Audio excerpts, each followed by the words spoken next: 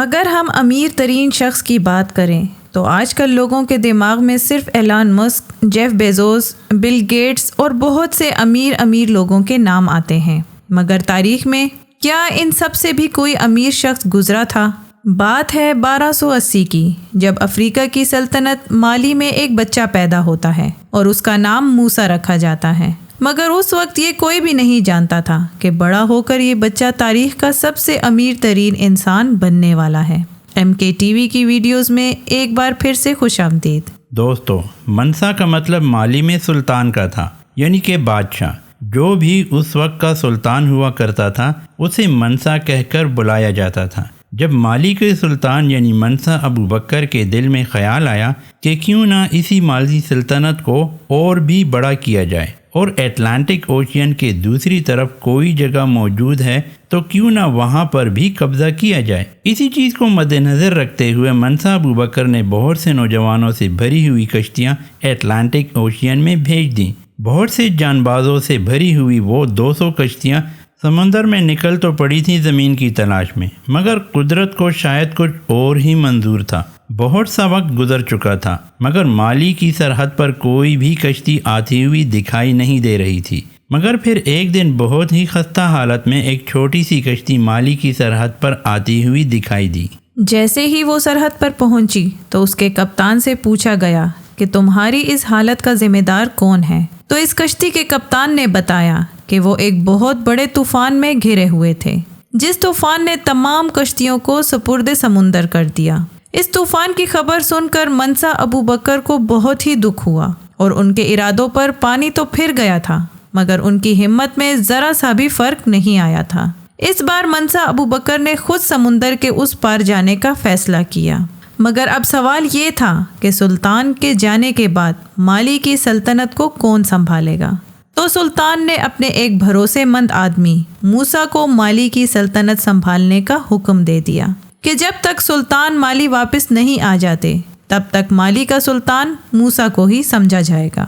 مگر آپ قسمت کا کھیل تو دیکھیں کہ سلطان کبھی واپس لوٹ کر آئے ہی نہیں۔ اب موسیٰ نے اٹلانٹک اوشین کے دوسری طرف جانے کی بجائے اسی مالی کو اور ترقی یافتہ بنانے کی کوششیں شروع کر دیں اور ایسی جگہوں پر قبضے کیے جہاں پر سونا اور نمک نکلتا تھا، کیونکہ اس وقت سونا اور نمک سب سے قیمتی اشیاء مانی جاتی تھیں۔ مالی میں اور مالی کے نزدیک بہت سی ایسی جگہیں موجود تھیں جہاں سے ڈھیر سارا نمک اور بہت ہی زیادہ سونا نکلتا تھا۔ دوستو، مالی سلطنت مسلمانوں کی سلطنت تھی، مگر ابھی بھی وہاں پر بہت سے ایسے قبائل موجود تھے جو اسلام کو نہیں مانتے تھے۔ انہی میں سے ایک بومبوک بھی تھے۔ انہیں ایسا محسوس ہو رہا تھا جیسے اسلام کی وجہ سے ان کے اپنے مذہب کو نقصان ہو سکتا ہے، اس لیے انہوں نے مالی کے خلاف آواز اٹھانا شروع کر دی۔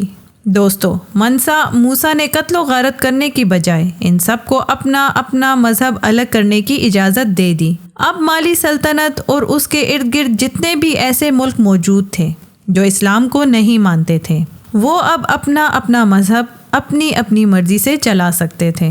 اسی وجہ سے اب مالی سلطنت کو کسی بھی ملک یا قبیلے کی طرف سے حملے کا کوئی بھی خطرہ نہیں تھا۔ اب کہ جب ہر طرف سے امن تھا تو موسیٰ نے مالی میں 3 چیزوں کی تجارت بہت ہی زیادہ بڑھا دی، جن میں سونا، نمک اور کوئلہ شامل تھا۔ موسیٰ نے مالی میں کاروبار کو بڑھا دیا، وہاں پر ٹیکسز لگائے اور اس طرح سے نظام کو چلایا کہ کچھ عرصے کے بعد مالی سلطنت کی دولت آسمانوں کو چھونے لگی۔ اور یہیں پر میں آپ کو ایک بات بتاتا چلوں کہ آج بھی مالی دنیا کا 13واں سب سے بڑا گولڈ پروڈیوسر ہے۔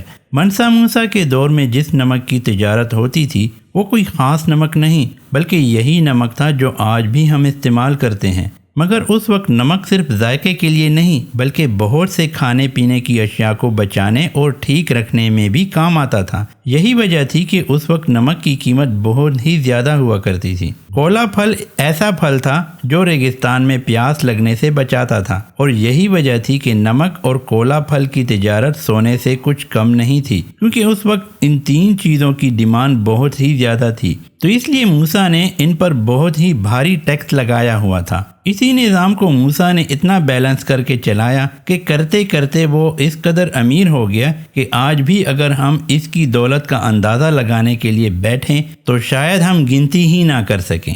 کیونکہ آج کے دور کے بہت امیر لوگ ایلان ماسک، جیف بیزوس اور بل گیٹس جیسے بہت سے لوگوں کی دولت اگر اکٹھی بھی کر لی جائے پھر بھی یہ لوگ منسا موسیٰ کے قریب نہیں پہنچ سکتے۔ منسا موسیٰ کی دولت کا اندازہ یہاں سے بھی لگایا جا سکتا ہے کہ جب وہ حج کرنے کے لیے 1324 میں مالی سے مکہ کی طرف روانہ ہوئے تھے تو وہ صرف اپنے کچھ غلاموں کے ساتھ نہیں بلکہ ایک بہت بڑے قافلے کے ساتھ گئے تھے۔ یہ کوئی چھوٹا موٹا قافلہ نہیں تھا بلکہ 60,000 لوگوں پر مشتمل تھا، جن میں سے 12,000 غلام ایسے تھے جنہوں نے صرف سونے کی تھیلیوں کو اٹھایا ہوا تھا، اور بہت سے اونٹ ان میں ایسے تھے جن پر سونے کے پاؤڈر کے بہت سے ڈبے لٹکائے گئے تھے، اور یہ سارا کا سارا سونا وہ زکوٰۃ کے طور پر مکہ لے کر جا رہے تھے۔ اگر ایک اندازہ لگایا جائے تو یہ تقریباً 20,000 کلو سونا تھا جو صرف وہ صدقے کے لیے لے جا رہے تھے۔ منسا موسیٰ نے اتنا سونا زکوٰۃ اور غریبوں میں بانٹا کہ مڈل ایسٹ میں سونے کی قیمتیں اچانک بہت زیادہ گر گئیں۔ صرف ایک بندے کے اتنا صدقہ دینے کی وجہ سے پورے مڈل ایسٹ میں کئی سالوں تک سونے کی قیمت مستحکم نہیں ہو سکی۔ مالی طور پر اتنا مضبوط ہونے کے باوجود مالی سلطنت زیادہ دیر تک عروج پر نہیں رہ سکی۔ جیسے ہی منسا موسیٰ کی موت ہوئی تو اس کے وزیروں نے غداریاں کرنا شروع کر دیں، جس کی وجہ سے مالی سلطنت کا آہستہ آہستہ خاتمہ ہو گیا۔ اب آپ سوچئے کہ اس قدر اتنا امیر شخص اپنی تمام تر دولت کو دنیا میں چھوڑ کر دنیا سے ہی چلا گیا اور اتنی طاقتور اور اتنی بڑی سلطنت کا خاتمہ ہو گیا۔ اس سارے قصے کو دیکھ کر مجھے ایک ہی بات یاد آتی ہے کہ ہر عروج کا زوال ہے۔ اس کے بارے میں آپ کی کیا رائے ہے؟ کمنٹس میں ضرور بتائیے گا۔ آج کے لیے اتنا ہی دوستو، نیکسٹ ویڈیو تک کے لیے اللہ حافظ۔